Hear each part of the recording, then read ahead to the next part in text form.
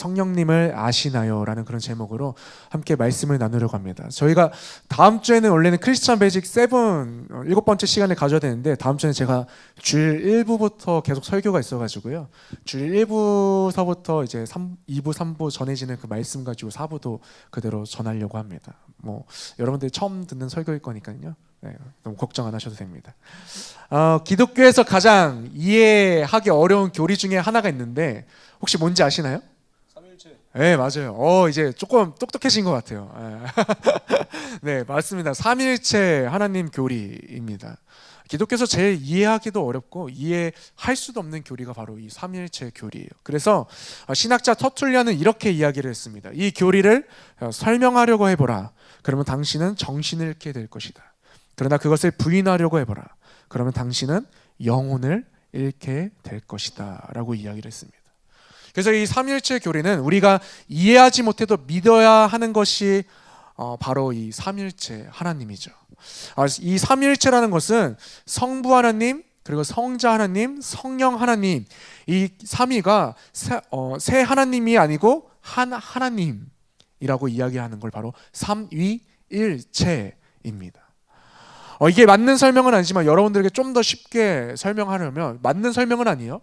이해하기 쉽게 이야기를 드리면, 여러분 주사위가 있어요. 주사위에 6면이 있죠.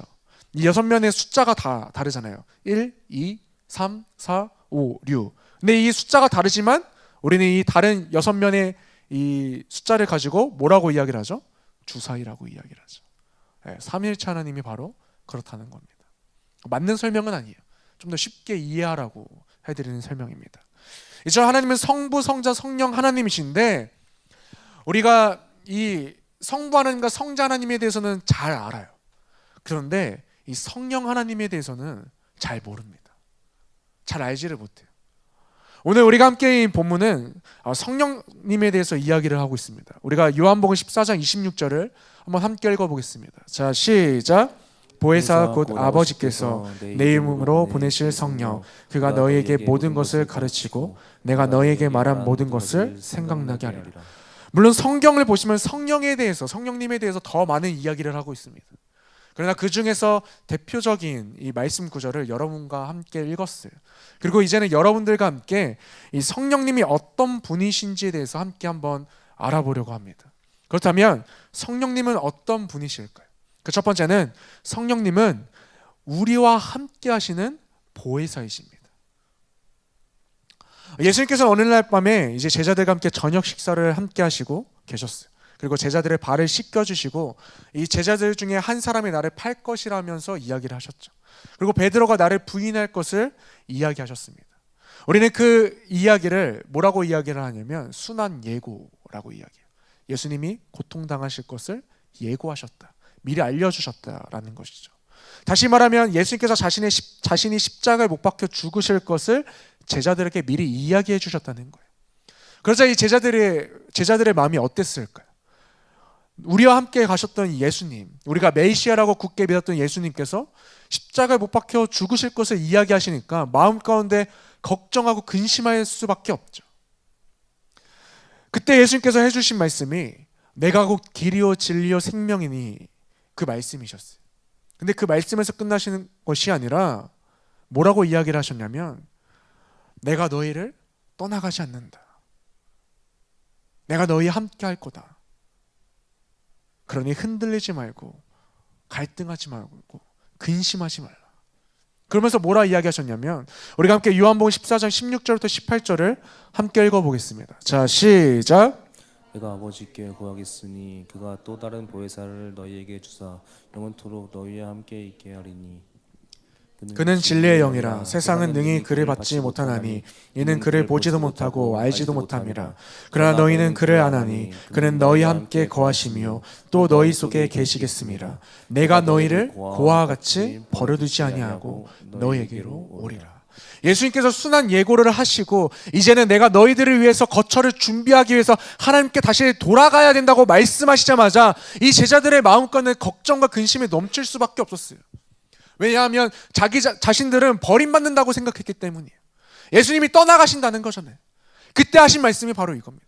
내가 너희를 버리지 않아. 내가 너희를 고아와 같이 버려두지 않는다. 내가 너희에게 보혜사 성령 하나님을 보낼 거다 라고 하셨다는 거예요. 내가 내 아버지께 구할 거야. 나 대신해서 이 성령 하나님을 이 보혜사라는 이 단어는 보살피며 은혜를 베푸시는 분, 위로자, 중보자, 탄원자, 돕는 자, 상담자, 이 성령 하나님을 너희에게 보내줄 거야 라고 말씀하신 겁니다. 이게 바로 보혜사의 의미예요. 이 보혜사이시고 진리의 영이신 성령님을 주셔서 영원토록 너희와 함께 있게 하시겠다 라고 그렇게 기도하시겠다는 겁니다. 그는 너희와 함께 거하실 거고 너희 속에 거하실 거야. 내가 너희를 고아와 같이 버려두지 않을 거야. 너희에게로 다시 올 건데 그때 동안 성령님이 너희와 함께 하실 거야 라는 겁니다. 사랑하는 젊은이 여러분, 우리 안에 이 보혜사 성령님이 함께하고 계십니다. 아멘이신가요? 여러분, 이런 찬양 있지 않습니까? 허무한 시절 지날 때, 깊은 한숨 내쉴 때, 그런 풍경 보시며 탄식하는 분 있네. 고와 같이 너희를 버려두지 않으리. 내가 너희와 영원히 함께하리라. 저와 여러분들을 고와 같이 버려두지 않으십니다. 우리 가운데 보혜사 성령님을 보내주셨어요. 그래서 지금은 보혜사 성령님이 저와 여러분들의 마음 가운데 함께 거하고 계시고 우리 속에 계십니다. 그렇게 성령님은 우리와 함께 하시는 보혜사이십니다.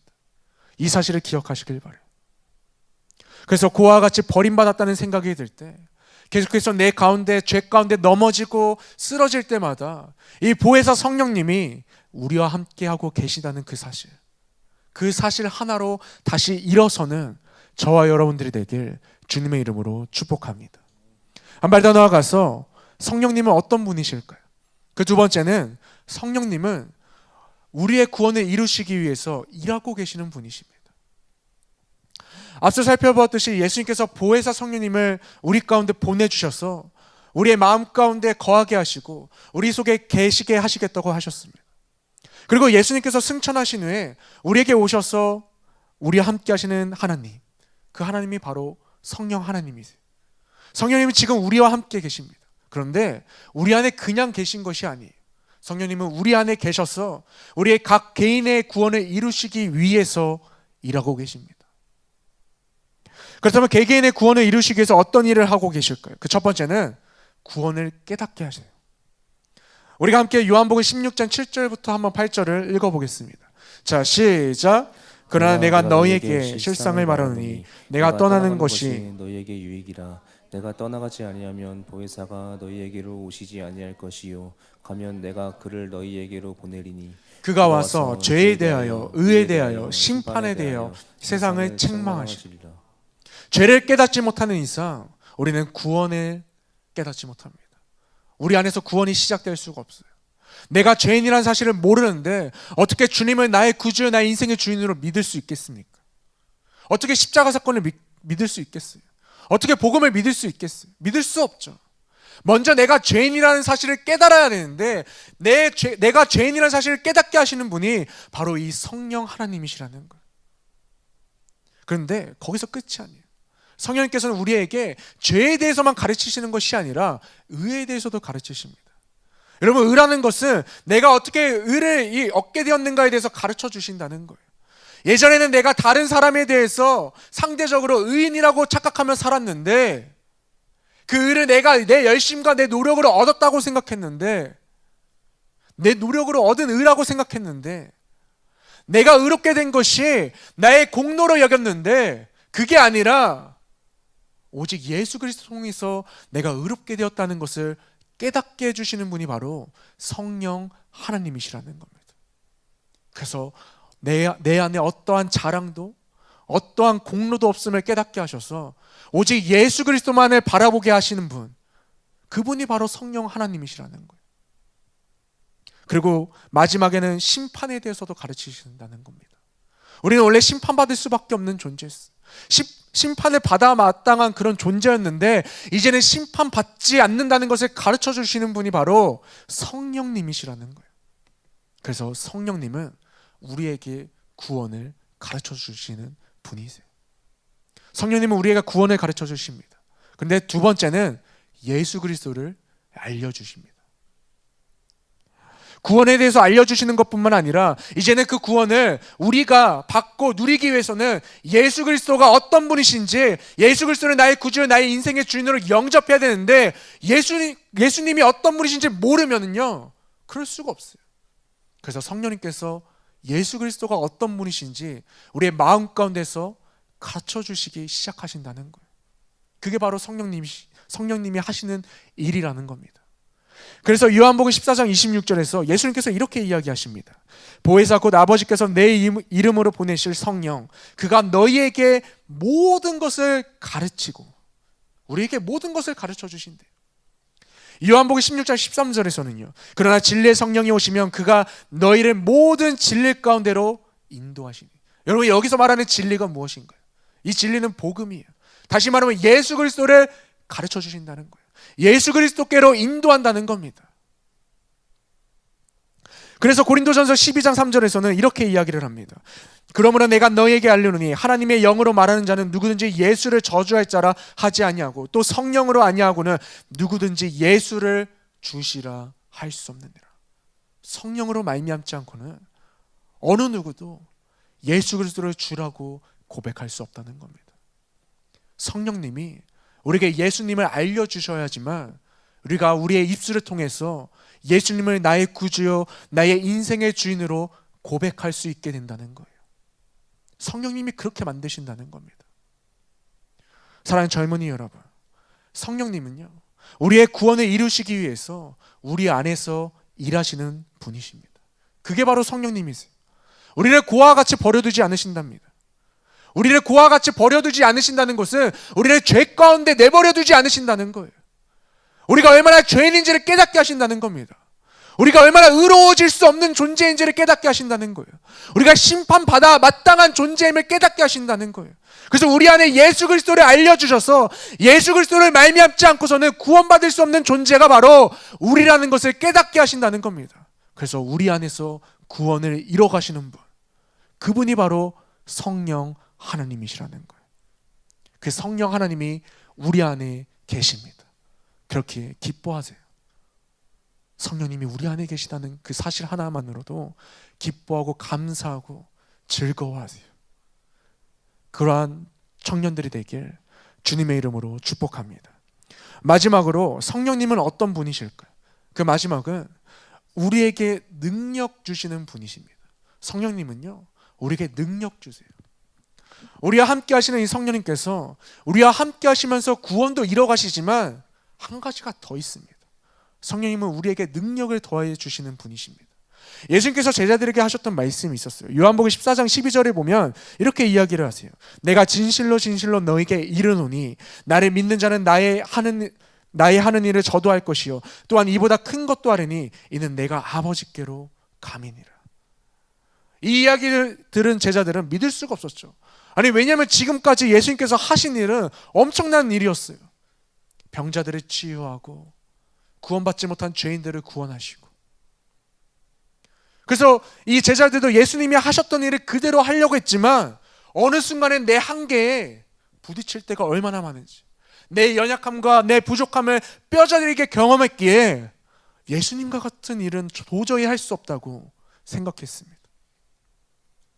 그런데 그렇게 느꼈던 베드로가 예수님께서 승천하시고 나서 성령님을 받은 다음에 이 오순절 설교를 통해 무려 3,000명의 사람들을 예수님을 믿게 만들었어요. 과연 이게 베드로의 열심 때문이었을까요? 베드로가 열심히 설교를 준비해가지고 그 많은 3,000명의 사람들 앞에서 설교를 선포했기 때문에 그들이 예수님을 나의 구주요 나의 인생의 주인으로 믿게 된 걸까요? 아닙니다. 베드로의 노력 때문이 아니에요. 베드로의 열심 때문이 아닙니다. 우리도 너무나도 잘 알잖아요. 교회 안에서 내가 사역 감당할 때마다 매번 지치고 넘어지고 좌절하고 내 한계와 연약함을 너무나도 느끼잖아요. 우리가 신앙생활 할 때마다도 느끼잖아요. 매번 죄로 인해서 넘어지잖아요. 매번 이 사람 정죄하지 말아야지, 이 사람 판단하지 말아야지, 이 사람 비판하지 말아야지 하지만 매번 하잖아요. 매번 죄 가운데 넘어지는 게 우리잖아요. 내 열심과 노력으로는 할 수 없다는 거예요. 그래서 예수님께서 우리에게 성령님을 보내주신다고 하셨던 겁니다. 요한복음 14장 26절을 한번 다시 한번 읽어보겠습니다. 자, 시작. 보혜사 곧 아버지께서 내 이름으로 보내실 성령 그가 너희에게 모든 것을 가르치고 내가 너희에게 말한 모든 것을 생각나게 하리라. 우리에게 가르치시고 어떻게 하신다고요? 예수님께서 가르쳐주신 모든 것을 생각나게 해주신대요. 그리고 승천하실 때도 제자들에게 뭐라고 이야기하셨냐면 사도행전 1장 7절부터 8절입니다. 이르실 때와 시기는 아버지께서 자기의 권한에 주셨으니 너희가 알 바 아니요 오직 성령이 너희에게 임하시면 너희가 권능을 받고, 성령이 우리 안에 있으면 우리가 능력을 받는다는 겁니다. 우리가 능력을 나타낼 수 있다는 거예요. 성령께서 우리에게 능력을 주신다는 겁니다. 그래야 성령님입니다. 성령님이 우리에게 능력 주십니다. 성령님이 우리로 하여금 사역을 감당할 수 있는 힘을 주십니다. 아멘이신가요? 사는 젊은이 여러분, 우리에게 능력 주시는 분은 오직 성령 하나님이세요. 그래서 우리는 성령님께 간구해야 합니다. 성령님 나에게 능력 주시옵소서. 성령님 나에게 굳건한 믿음 주시옵소서. 성령님 나를 인도하여 주시옵소서. 성령님 나를 붙들어 주시옵소서. 그때 성령님께서 저와 여러분들에게 내가 너를 고아와 같이 버려두지 않는다, 내가 너에게 능력 더해줄 거다, 그렇게 능력 더하여 주시는 분이 바로 성령 하나님이십니다. 사랑하는 젊은이 여러분, 성령님이 우리 안에 계세요. 성령님이 하늘 위에 계신 게 아니에요. 우리 안에 내주하고 계십니다. 기도하시겠습니다.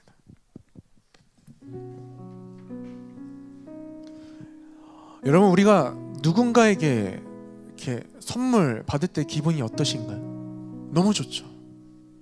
기분이 너무 좋아요. 오늘 우리 요셉 형제의 생일인데 아마 선물 받을지도 몰라요. 아마 선물 받으면 기분이 좋을 거예요. 기쁘지 않은 척 하겠지만 속은에는 아마 기쁨이 넘칠 겁니다. 고개를 이렇게 끄덕이지만 거짓말이란 건 다 알아요.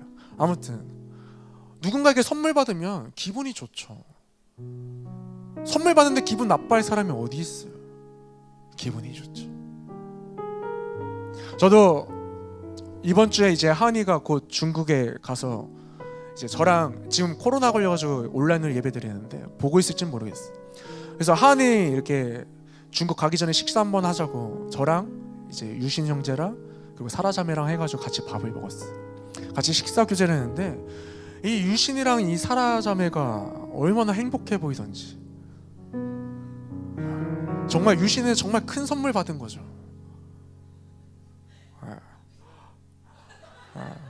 저도 최근 결혼을 준비하면서 하나님께서 도대체 나에게 어떤 배우자를 허락하시려고 이렇게 시간을 끄셨을까 라고 생각했는데 정말 큰 선물을 주셨어요. 얼마나 감사한지 하루하루가 행복하고 즐거워요. 그런데 예수 그리스도를 나의 구주, 나의 인생의 주인으로 믿는 자에게 주시는 선물이 있어요. 선물이 있대요.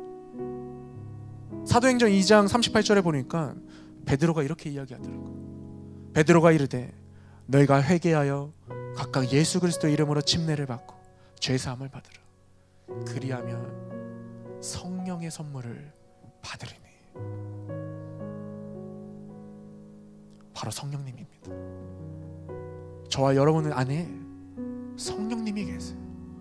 주님께서 우리에게 성령님을 선물로 주셨어요. 예수님께서 저와 여러분들에게 내가 너희를 고아와 같이 버려두지 않겠다 약속하셨던 그 약속을 지키셨습니다. 그래서 우리 안에 성령님이 계시는데 우리는 성령님이 없다고 생각해. 성령님을 소멸해버립니다. 계속해서 죄 가운데 거하려고요. 계속해서 내 힘과 내 열심과 내 노력으로 내가 믿음을 갖게 된 것을 증명해내 보이려고 해요.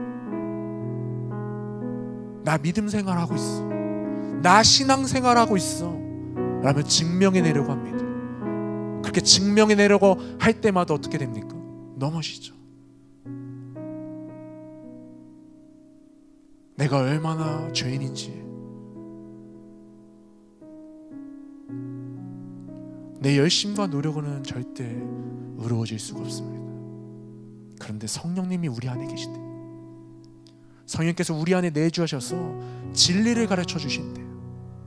우리를 인도해 주신대요. 우리를 붙들어 주신대요.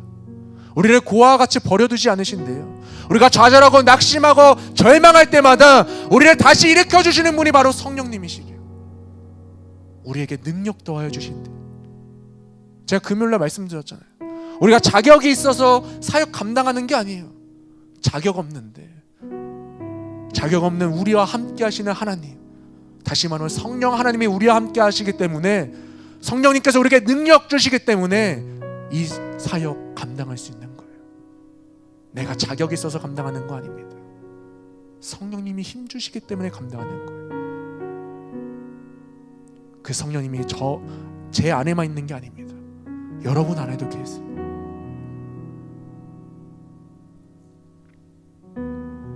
그래서 우리가 죄를 깨닫는 거예요. 그래서 우리가 은혜를 받는 거고, 다시 그리스도인으로 살아갈 힘을 얻는 겁니다. 사랑하는 젊은이 여러분, 우리 지금 한번 눈을 감아 볼까요? 예수님께서 우리에게 성령님을 선물로 주셨다니 얼마나 감사한가요? 우리를 포기하지 않으시고, 우리를 내버려 두지 않으시고 끝까지 이끌어 주시는 성령님, 그 성령님이 우리와 함께 하시기에 오늘 우리는 다시 살아갈 힘을 얻는 겁니다. 어떠한 것도 우리로 하여금 우리 주 예수 그리스도 안에 있는 그 사랑으로부터 끊을 수 없습니다. 성령님이 그렇게 하십니다. 그 성령님이 오셨습니다. 그렇게 오늘 성령이 오셨네. 성령이 오셨네. 내 주에 보내신 성령이 오셨네. 우리 인생 가운데 친히 찾아오셔서 그 나라 꿈꾸게 하시네라며 함께 감사의 찬양을 올려드리며 기도 가운데 나아가길 원합니다.